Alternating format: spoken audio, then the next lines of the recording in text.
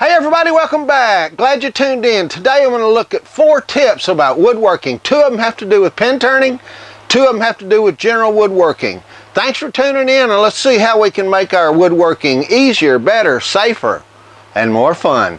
Thanks again. Hey, this first tip is for those of you that want to get into pin turning or are into pin turning and think you have to have a bunch of fancy equipment to turn. Well, you don't. You need a lathe, you need some tools, but then when you start assembling, you can buy all these fancy pin presses but I'm going to show you 2 ways that you can assemble your pins with probably something you've already got in your shop. Let's see what they are. Well, first up is your drill press. You can use it as a hydraulic press to press your pin parts together. Now here's the things you need to look for. First of all, make sure you don't have any stops set in. You got your drill press set pretty much in the range that you're going to need to press the part so that there'll be, no stops, and then lock it down. Find your center point here. You can either do that with a drill and make yourself a point, or if you've got the laser finder where it finds an X, that's fine. My center point's right here. That helps me locate it. I center my pin body over my point. Make sure your chuck is closed up all the way. And then some pin parts will be too big. They'll be a larger diameter than your chuck on your drill press. Got a little piece of scrap wood. Place right there on top of it.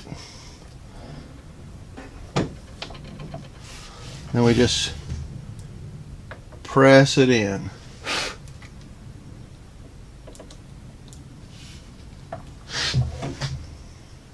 Nice and slow. You've got control of everything.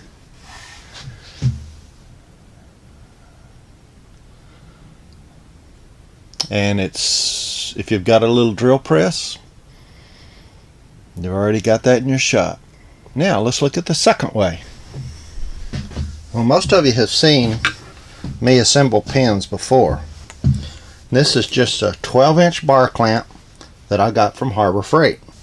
Or you can use any clamp. Now I have modified the handle. I took the little bolt handle off and I put in about a 4-inch diameter knob so that I can really have some good control. So you can modify it as you want, but again, that's just from a piece of scrap wood. I think I paid less than $5 for this little 12-inch bar clamp.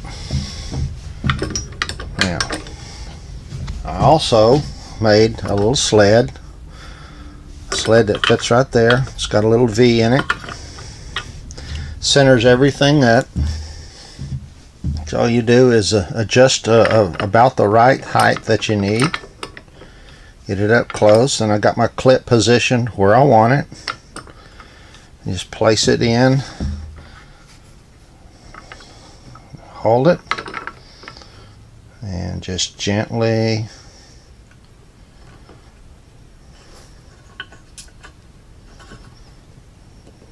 press your clip in.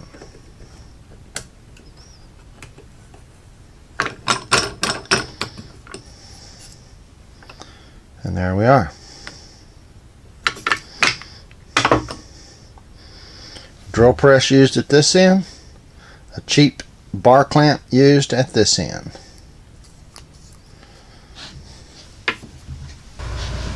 Well, this tip's going to focus on the router table. We're going to look at the bit rotation direction and the feed direction. Just a little tip to keep everybody safe. Stay tuned. The bit rotation, as the bit sits in a router table, is always counterclockwise, as indicated by this arrow right here. Always counterclockwise. And our feed direction will always be into that bit. Bit's turning this way, we're feeding this way. Always.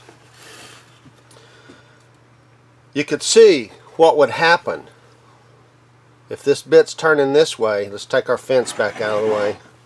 You could see if you fed it this way, what's going to happen. that bit's going to grab that piece.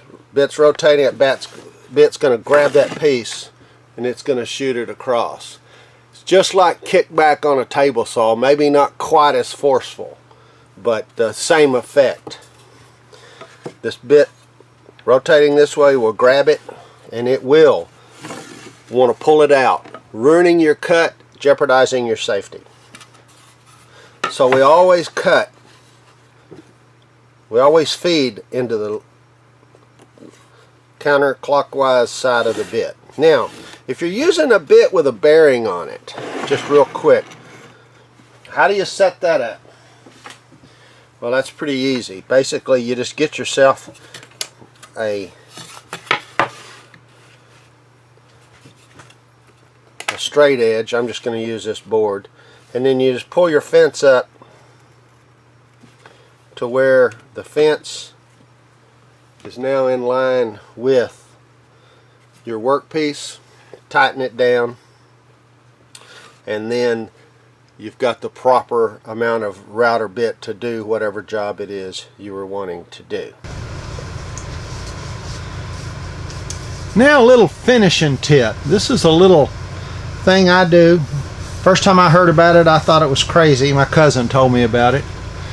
But generally you think that water and wood don't mix.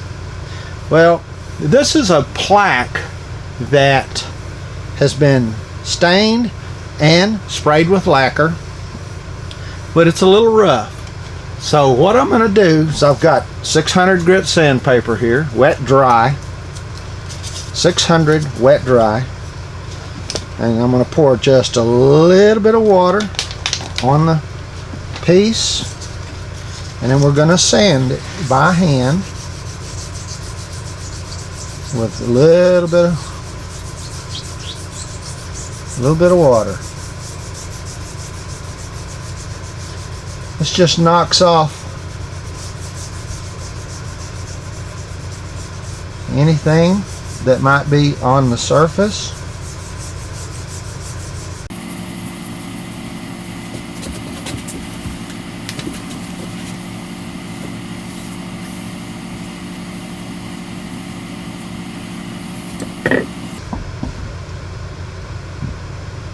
And look at that sheen that it put on it.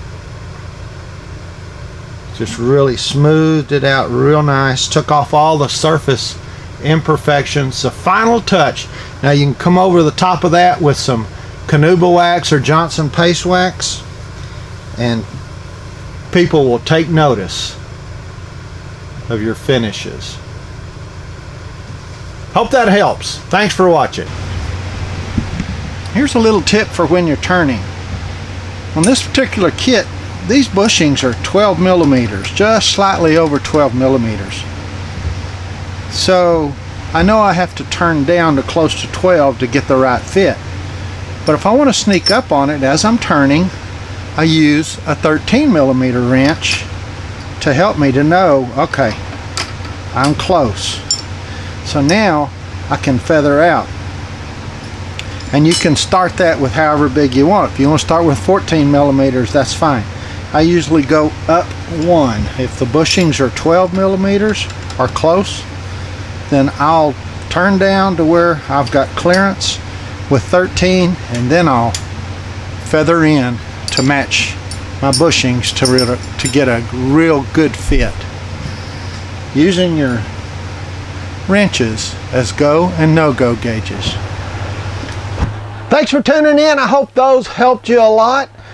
Hey, remember the entry for the 2017 LLWW pen swap. It ends on the 27th of this week, which I think it's Wednesday or Thursday. And then I'll have the pairings out if you want to participate. There's a link to that video and the guidelines up in probably this corner and down in the description below. Look forward to that. If you're interested, check that one out.